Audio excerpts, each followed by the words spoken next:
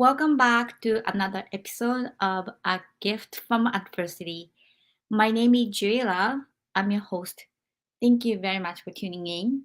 Today we are recording episode 102. Before I introduce my guest, I want to introduce my book, which is the same title as this podcast. It's called A Gift from Adversity. A Gift from Adversity's subtitle is Overcoming Sexual Abuse, Domestic Violence, Bullying, and Homelessness. And if you go on Amazon, you can search A Gift from Adversity by Juri Love. After I published this book in 2020, I got some messages from all over the world expressing their adversities since I shared my story. Last year, I felt very compelled to start a platform where people can come in and talk about their adversities, but not only that, tools that they use to overcome and the gift that came from it. And I'm very excited to share 102 episode that I am very proud that a lot of guests bravely came to this show and shared their story. So let's invite our guest tonight. Hi, Corey. Thank you so much for coming to A Gift from Adversity podcast today.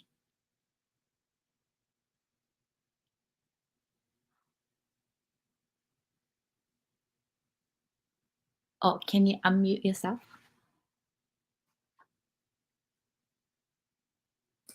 Sorry about that. Thank you so much for having me.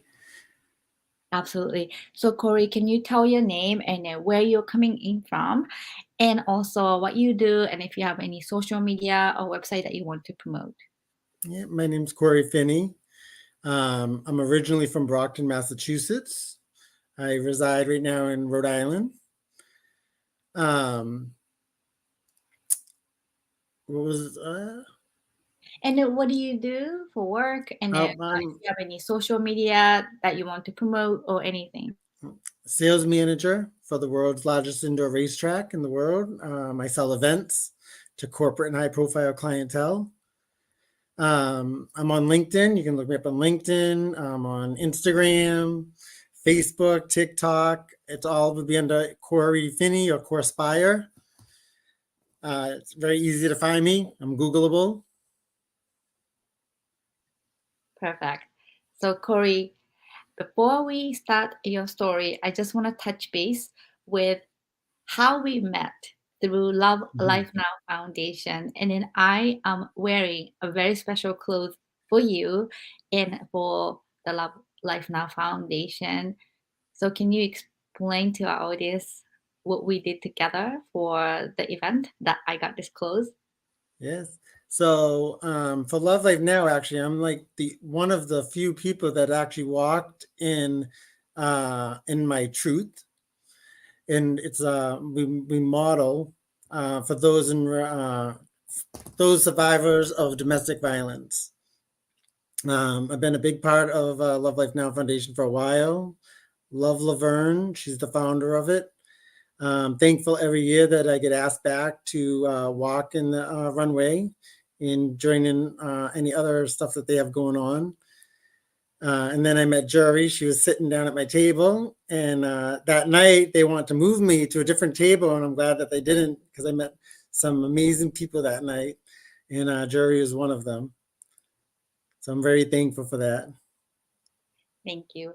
And just to let our audience know, the fashion show event was a fundraiser that Lovan Gordon put together, Love Life Now Foundation put together, and they gave me this wonderful dress that I get to keep.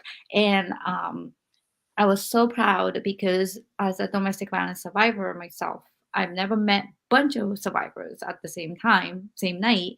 And then we all walked for the fashion show, and the amount of support that we received was amazing. And I've heard that we raised $7,500 to support other domestic violence victims. So I was very, very proud to be part of it. Yeah, no, I'm very proud of being part of it too, and starting the conversation for men. It's a big deal because a lot of men don't tell their stories. You know, they know their truth, but they don't tell their stories. And I open that conversation up when they see me in that, or they see me on social media and stuff like that. Even days and months afterwards, people will come up to me and ask me questions and stuff. So I'm very thankful for her foundation and what Absolutely. she offers. And then the website is lovelifenow.org. So if anyone's going through some domestic violence crisis, you can visit their website and there's a hotline so they can reach out as well. So let's dive into the first question that I have, which is the adversity. So can you tell our audience what was your adversity? Well, at like 15 years old, I got molested. A lot of people don't know that. A lot of people actually, a lot of like friends and family members actually don't know what happened because I never really talked about it too much to them. But the person that did it's in jail, still in jail to this day. Not for that though, for something else. So, something to do with that though. Um, my life really started at like 15 years old. I was kind of on my own at like 16, 15. And I had a lot of struggles in my life that I had to overcome. Always losing hope, and never. I always knew I was going to be okay, though. I did. I always knew that. People always ask me, like, "How did you know?" I just knew that I couch surfed for years. I couch surfed for years. I was homeless for a while, um, and I'm proud of myself because I made it through it. Never knowing how I was going to get there. I always wanted more, and I was always stuck. So I needed to figure out like how was I going to get to that next level? Like I wanted what other people had, you know, and being like abused and going through like some of the stuff that I went through, it breaks you down, you know, especially as a guy, it breaks you down. And it was just very challenging part of my life, you know, that I never wanted to like push it away or like forget it. I compressed it for some time, but I always want to keep it alive because I always knew someday my story might be able to help one person or, you know, some people, whatever. And that's probably why I didn't share it with many people across my journey. And those who did know about it were very close to me. Um, you know, but I suffered from depression, anxiety, you know, all the things that come with it. Um, and then, you know, just always wanting the house and always wanting all that stuff or whatever. You kind of put all that stuff in the back burner because you have to deal with all that stuff that you went through, all that crap that you went through that you didn't ask for. I had to like, work on my self corrections first before I could work on anything else in my life. You know, I was shy, so I ended up taking acting classes in East Bridgewater to overcome that. So I knew the tools that I needed to do at a young age. I knew what I had to do to get through all of the damage that was done. You know, even my home life at the time too wasn't that great. I won't go into too much detail about it, but I had to go through a lot of stuff in my home life as well, which was very hard for me, very hard for my sisters. And stuff. But like I said, I'm very like proud of myself for making it through all the stuff that I was able to go through because now like I look at myself now and I'm like a sales manager of a big company. Um, Anything I dreamed of or hoped for, I made come true. So I always tell people like don't ever give up hope. And that's a true statement. You know, I always held on to that because I always knew that, couch surfing, being homeless, all that stuff I went through was only temporary. I knew someday that I knew then that I needed just a roof and food, a roof over my head and food. Everything else was a luxury, like a car. My friends were going out to clubs and stuff like that in the 20s. Like I did go out, but I didn't go out as much as everyone else did, nor did I regret it either. I just knew that I needed to pay that rent. I was on my own at a very young age, paying rent and working a few jobs and keeping face really. I joined a gym just to take showers, and stuff like that. Um, I couldn't afford a lot then. I think that's why I give back so much too, and it's big for me. I like to give back, and I help others when I can. Um, you know, it doesn't always have to be about money. Sometimes just services. Or maybe the person just needs a hug. You never know what someone's going through. Uh, I always tell people like you never know what people are going through. Just like if you're on the highway and like someone's beeping and and stressing you out or whatever, you don't know what that person's going through. So just pull over, let them go, let them fly. Um, but I just been through so much in my life, and I made it through. I made it. I can say now, 45. I made it. I made it. But I actually started seeing the results at like 25. When I started really, I got a good job. I started doing my foundation work, and I built the foundation up. And now I work with some, pretty powerful people. I do consulting for companies too, and I have a full time job for a big company, and I rent them. So let's dive into adversity part a little bit more than the tools, which we want to talk about it a little bit later. So you mentioned at 15 years old you got molested and then you're sexually abused. How I know you said you mentioned that person is in jail, and what I happened? think I can mention like who it is. I can mention who it is. I mean, it was very public. So there is a book out on it that the family wrote about it and stuff like that. Um, the person that did it actually he killed this boy called Jeffrey Curley. The story just touched my heart so much because it's just so painful because he was a little boy on a bike in Cambridge, and this guy Charlie like kidnapped him and like put him in a box, brought him to Maine. I mean, you can Google the story. There's a book out. It's called My Last Ride that his brothers and family wrote. And I read it, and I remember reading like the first few pages, and I barely cry at wakes, honestly, and I was in tears because I could feel like that pain of what that kid was going through, because that could have been me. Really, it could have been me, because I was actually one of his victims. But really, I was probably like the practice or whatever. And my friends, I had several good friends growing up, and they were all molested by the same person. So when I found out about that story, it just touched my heart because I knew that, that little boy was probably trying to get away, and he was younger. He was like 12, I think, or maybe even 10, 12 or something like that. Um, and just thinking he had his whole life to live, and he didn't even have a chance.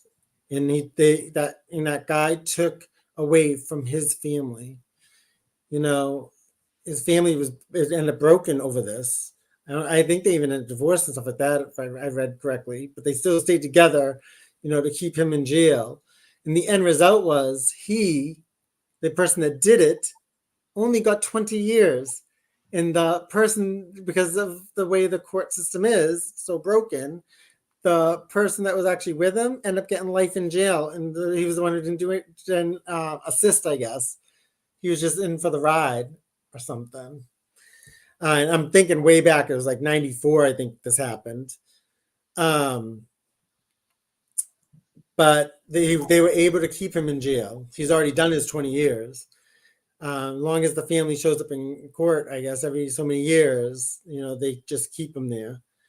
So luckily, he's off the street and wasn't able to do this to anybody else, because it did cause me a lot of damage with my sexuality. I didn't know, if I was straight, gay, bi. I didn't know any of that. I had to explore all different things because it made me so confused. And at 15 years old, 16 years old, that's not like, first off, people like, you think, well, how do you even get molested at that age? Well, it's very easy. When you have someone with a car driving around, I was like younger than 16. I didn't even have a permit yet or anything. I was probably 14.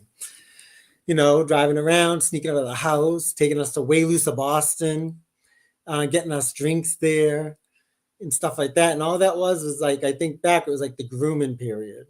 He was like grooming us because it was me and my friends.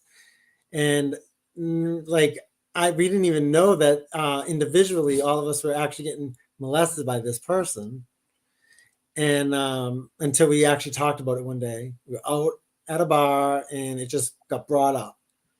And then we end up like crying and talking and laughing and and the laughing part was like, we finally like released it all, not knowing that it happened to all our friends. It was all of us. And it was tough, and my parents weren't watching me that well. Obviously, I was sneaking out of my house off of my balcony and stuff, into this person's car that I thought like he was a neighbor. I mean, he didn't live far. He was from the same town or like that. Someone that I trusted. My parents did know. Whether they trust them or not, I'm not sure now. I don't think that, obviously now they wouldn't. But it was tough. It was like, it was a tough road. It was tough because I ended up like, I just ended up being, rebellious, I was turning into a bad seed, and I started off with a really good soul, and I'm very happy that I end up refining myself, and realizing like the people you hang around with, the places you go, and the things you do mean something. So people, places, and things. And when I learned those 3 twos, that helped me a lot. But it took me a long time to find a way. I moved to Florida for a little bit. I was like all over the place. Like I said, couch surfing and Taunton and from Brockton originally, and lived in an apartment on the worst side of Brockton at like some points, stuff like that. And my friend's mom was like making me food and bringing it to me. Like I don't forget the people that helped me across the way. I never forget that because I was broken. I was sad. I was depressed. I had anxiety. I didn't know what any of this stuff was back then either. No one gave me a magic pill, to say, oh, just take your anxiety away and like that. I'm not on anything. But back then I could have probably used something, but I didn't have any of that. I didn't have anyone really to go to. I had friends, they're all my age, like good friends, so they would give those 16-year-old advice, 14-year-old advice, you only know what you know at that age. But I'm thankful. I am thankful every day. And every day I do say that. I'm thankful for everything. All the blessings that have come my way didn't come without sacrifice and hard work, but it also came with self-work.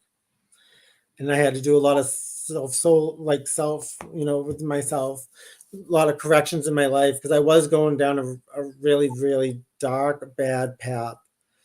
And I nipped it in the butt, and I always said like, I think my grandmother was my guiding angel, because I was in so many different situations that I got out of, and most people wouldn't have gotten out of it,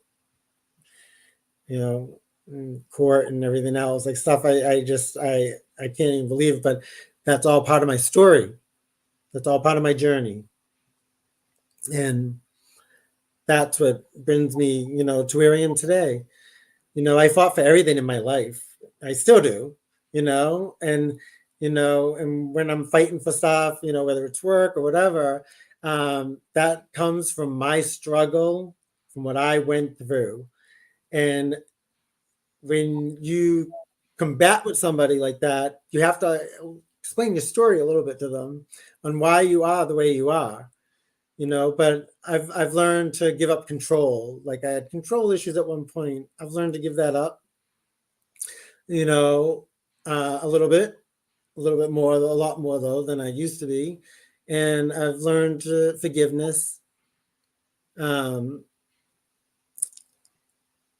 Forgiveness is the hardest thing I think it's not easy to forgive people or forgive things, but without forgiveness, you can't move on. You really can't. So Corey, And I'm true. let me interrupt a little bit. So forgiveness, all that stuff, let's save it for the later podcast when I ask you for the tools. But right now, I want to really dissect a little bit about child sex abuse. You are minor, and obviously, He was you have no, like 19 or 20. you had no idea what had happened to you. I was sexually abused from age 8 to 13 by my father and two uncles living together. And I had no idea because they faked it as a tickling game. So what did the guy say to you? Like this because you have no idea. Like did he like trick you to into You like know, my case like tickling game or something?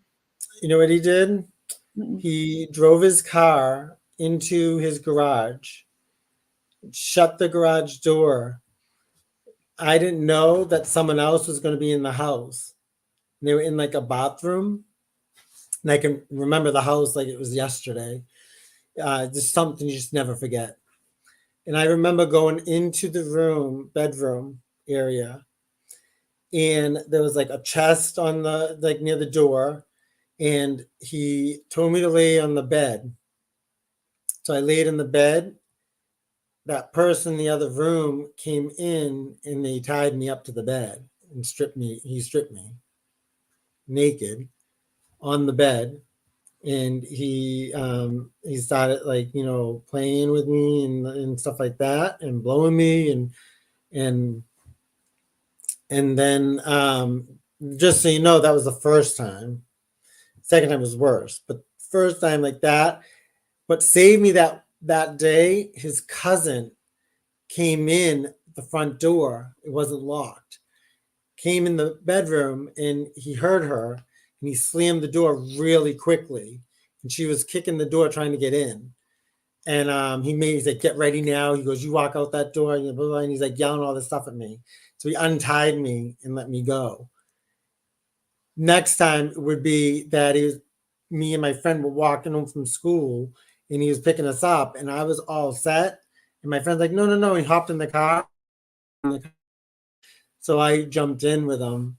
And I remember whispering to him, Charlie, and saying like, whatever you think you're gonna do to him, I said, just do it to me and let him go.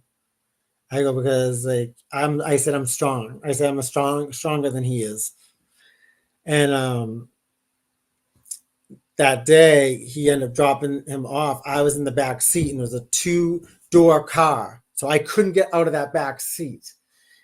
My friend was in the front. He dropped him off, he put that seat back, and he flew to his house. And then the second time was the first time I ever felt like penetration or anything like that. I remember screaming and not even like, I just remember seeing black. I didn't even know what to do. I just like bit as hard as I could and just prayed for it to be over. And then I ran out of there and like just ran. And I promised myself that day, I was like, I'm never, ever, ever going to allow myself to be in that situation again. And I remember seeing it would be the next day. I saw Oprah Winfrey was on TV, and I came a little early, and Oprah was talking about never if you're ever a victim, never let them take you to the same place twice, and try to escape that first time. Do whatever you have to do to get out of it, but never let them get you to a second location, because when they take you to that second location, that could be it. And that stuck in my mind that day when I watched Oprah. I watched Oprah from that day forward anyway, by the way, because that was like life changing for me, just those few words. And I just backed away. I that's when I started getting involved with other things like stuff at school and just trying to keep busy, because before that it was like the grooming period. So I was around him a lot before that, not knowing my friend was actually being molested by him at the time, and I never knew that.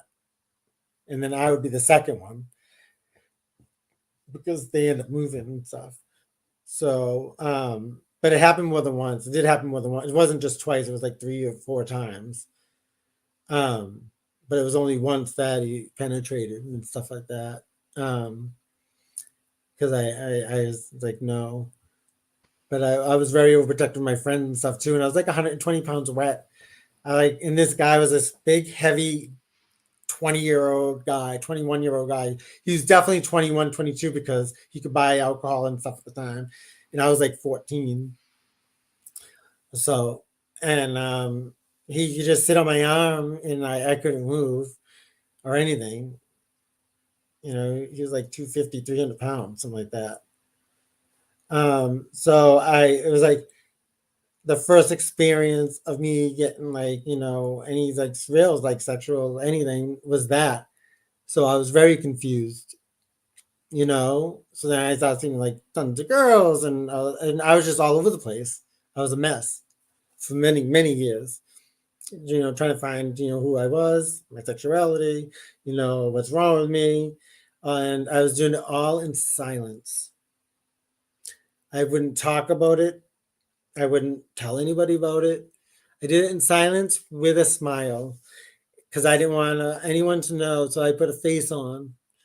Um, Teachers wouldn't know. Nobody would know anything that was ever going wrong.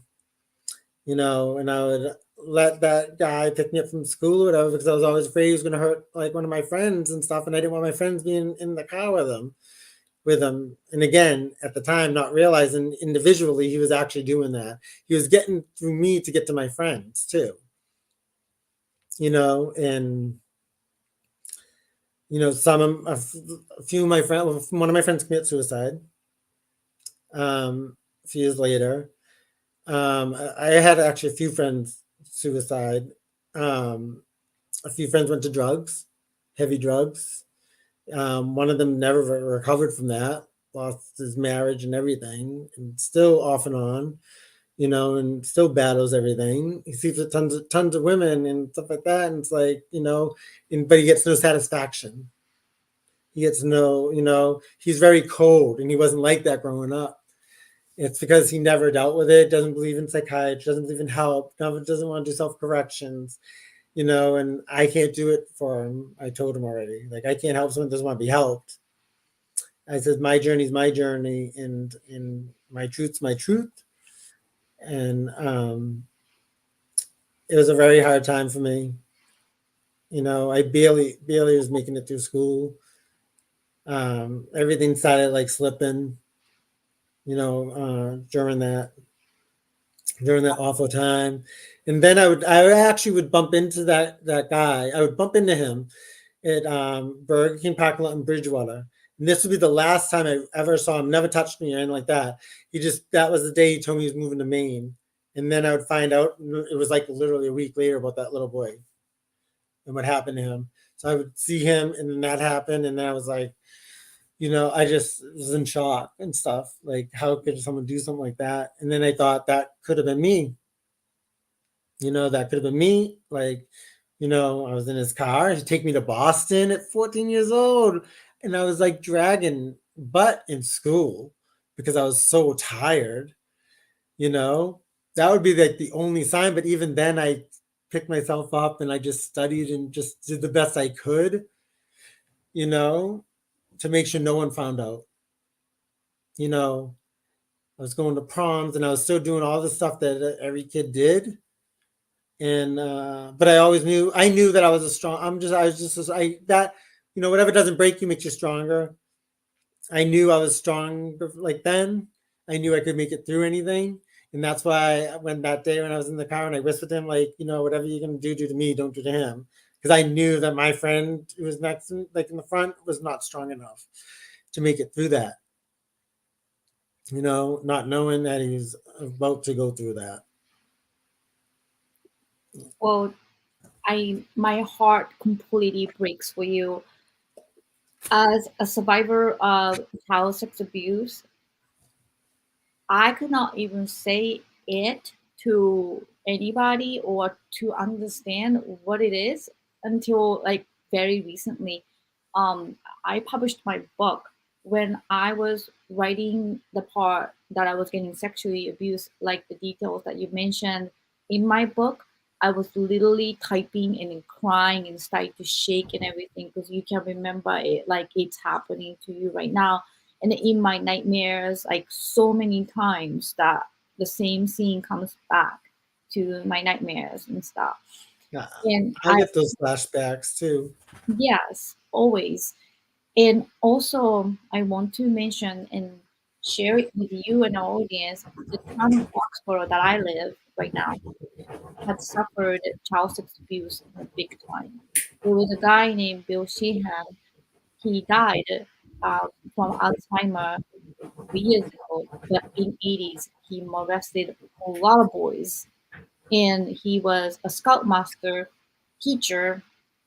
And there was a documentary that's made about him. And unfortunately, the people didn't come forward until later on when he already had Alzheimer. But he moved from Foxborough to Florida and then molested more boys there. If you Google Bill Sheehan, a lot of articles come out. So there was no justice. But then there was a um, swim team house where um, he was architect, made his office connected to the boys' bathroom, and he was just sexually abusing a lot of people. So, anyways, we learned as a town that we have child sex abuse awareness committee that meet once a month to train people with darkness to light to prevent the child sex abuse as well. So I just want to share that with you. I feel I know that there was a statistics that each perpetrator at least carries 5 or 6 victims. So one person, like it's just the tip of iceberg, could be doing it to so many. Like you found out, and then I'm so sorry that it happened to you and your friends. And as opening up this space to talk about child sex abuse, as hard as it is, it's not just the moment that you were molested as a child, but the aftermath of not being addressed, not being able to speak out, not being believed, that killed me the most. So it's usually second or third shock waves that kills us, that makes us like completely broken. And I'm so grateful that you came forward to this podcast and described about what happened to you. And I'm really grateful that we are able to stand here strong. You and I, like, were born in completely different country, but we went through the same adversity, which is child sex abuse, which is unacceptable. But then I was talking to my attorney friend recently. What would happen if the father sexually abused 2 daughters of own? And he said life in prison, like state prison here in this country. But I have no idea what kind of right we have in Japan. But it was incest never talked about. Me Too movement never talked about. Um, no understanding or whatsoever. So how was it in America? I know you mentioned it's like 90s. Like when you came out to people about child sex abuse, were they supportive? Were they not believing you? Like I know you were trying to silence it, but when you did come out and then start to share, how was the response from the people? I only came out to some friends. I never came out to family. And the response was like emotional, I guess. And some of my friends couldn't understand it because they never went through it, and some went through it, and I never even knew that they went through it, and they told their stories. And I have a few friends, that went through stuff like that, that got raped and molested and stuff. So it opened up a conversation, is what it did, and it let them tell their story to me, and let me share my a little piece of mine, because guys, like I said, don't normally share. They usually keep it in. A big percentage of them keep it in. Um, and then that's when, like, when I went out with my friends that day at the bar, and we brought it up. I was very surprised that day to find out that they were all went through the same thing, and not one of them ever talked about it. It just scares me and it kills me inside because this is so wrong, Corey. Because, like, they should be the perpetrator, the violator should be silenced, not us. Like I say in my book, there was a chapter 7, which is called My Message. And one message is for perpetrator, one is for victim, one is for friends and families around the victims. And I say it loud in my book that we should not be silenced. The people who violate us should be silenced and should be embarrassed, should be shamed, and should be, just, you know, sentenced to the justice. And it's just like crazy. Why do we have to be so ashamed and have anxiety and depression instead of them? Like, Yeah, they took it away from us. They took away a piece of our soul, and left us. They think they left you broken, but really what that does is it completes your soul and makes you stronger, more determined, you know. But we shouldn't have had to go through that to get that, because I think either way we would have had that. Just we had to work, or I had to work, that much harder because of that situation. Where if that situation never happened, I think my life would have been different, and I would have started earlier than later. But I had to go through all that other stuff in my life, and I started a little later because of it. Um, my dog, sorry. it's a, um, hi. he's trying to kiss me, like Hey, doggy. What's his name? Cujo. Cute.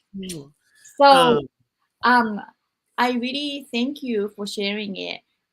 Let's move on to my next question, which is the tools, which you kind of shared and mentioned. But I really like this part of the podcast because every guest who came on the show had very unique, tangible techniques and tools that they combat their adversities, and they shared it in the podcast, and I'm so grateful. So, Corey, what would you say the tools that you mentioned a little bit, but the top one that truly worked for you to overcome your adversity?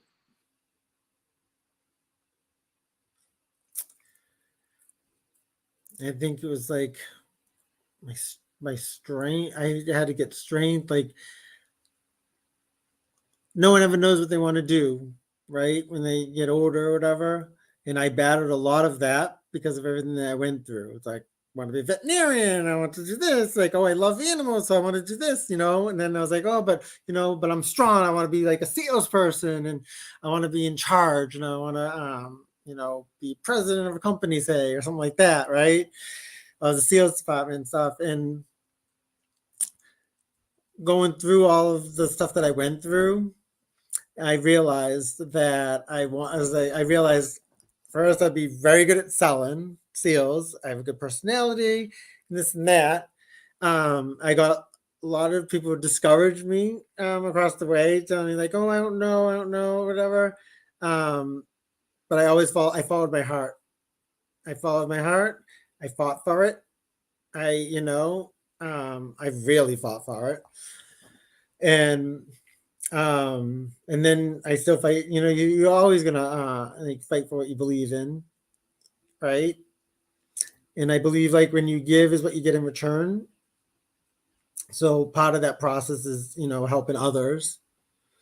uh but I probably wouldn't have made it as far as I have, honestly, have I not went through all the stuff I went through, because I would have probably, messed around more, messed off more as a younger age instead of being more focused. So it did make you grow up quicker, and like that does make you grow up quicker. You started younger than me. It happened to you younger than me. And unfortunately, you lose a piece of your youth. You lose a piece of your life right there. And you can't get it back. Once you lose it, it's gone. You know, um, as an adult, I have just nicer toys now, that I couldn't have back then. Um, I do live like a private life. I believe when you invite people to your home, you invite them to your life. So only chosen people like I invite or allow um, in my home because of that, and that probably comes from my past too. Because I'm too nervous of you're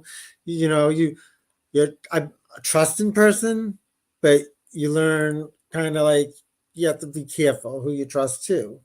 And that's scary water to tread. Like not being able to trust people and you want to trust and stuff. But I trust my gut. I trust my instincts that I make the right decisions. And and I have like I'm thankful for the job I had previous to this job, previous to that one, and the one I have now. I'm thankful every single day. You know, and I go to work happy every day. I love what I do.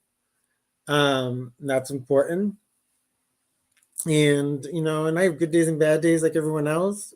That, like I said, I can get to a good face. No one ever know it because I leave all that junk at the door. I go in, do my job, do it well, and then if I decide to pick it up on the way out, I pick it up. Usually, I just not. It won't matter a day, a week, a month from now. Whatever the issue is, whatever the problem is. I think we're all human. We're all work in progresses, and all of us need to do like self corrections, and that's a daily thing, like every day. Everyone needs to do that in their life. Everyone needs to reflect, whether you meditate or yoga, whatever it is, whatever your thing is. Everyone has a thing. Master that one thing, and then you move on. I became a really successful like business person because of the strength within myself, and I believe like that strength is actually what got me through all that adversity in my past. Because honestly, if I was like a broken person, no strength, like I said, I was very shy at the time too. I was like this 120-pound like little boy, you know, and you do something like that. Like I was broken, and broke. You know, and you think of that, and then but in my heart, I always knew I was going to make it. I always knew I was going to get through it. I didn't know how, didn't know when, but I knew when that time was coming up. I would be ready for it. You have to be ready for it. You can't let your past define who you are. You just can't. Um, you have to have goals, and you have to have work towards things, for things, and that really keeps the hope. That you still want things, because if you stop wanting things, then you've given up. You checked out. As far as I'm concerned, no one wants to check out. Everyone has that want, even if they say they don't. Everyone has it. Everyone wants something. Everyone, wants to work towards something. It's just part of the circle of life, right? Thank you so much for sharing that, Corey. And recently I learned this really awesome card. It's a DBT deck. I got it on Amazon. Was recommended. It's dialectical behavioral therapy. So it has like 101 cards inside like this to have different tools that you can use. Oh, I like that. So random card that you pick, and then there are some wisdoms and that you can use to be present, because a lot of combat we have is a panic attack and depression and going back to the flashback stage where we can't function well in the day. So I feel by doing these exercises and having these toolboxes that we can apply every day, like you said, you know, you fight for it, you fight, and then you Yeah, and I still go through depression. I'm sure you do too, but I still get anxiety, and sometimes it triggers at work. Sometimes it just triggers from nowhere, and I get depressed. When I get depressed, I like literally lock myself up in my house, like no one will hear from me, see me, because I just need to be myself, and that's very important. So I try to like turn it into a little bit of a positive. That it's like my body's telling me like you need to like take some time for yourself. You know, yes. it comes and goes. But I try to stay, as positive, as motivated as I can in my everyday life. Yes. And recently I learned this awesome technique. It's 5, 4, 3, 2, 1. So five things, you list five things that you can hear first.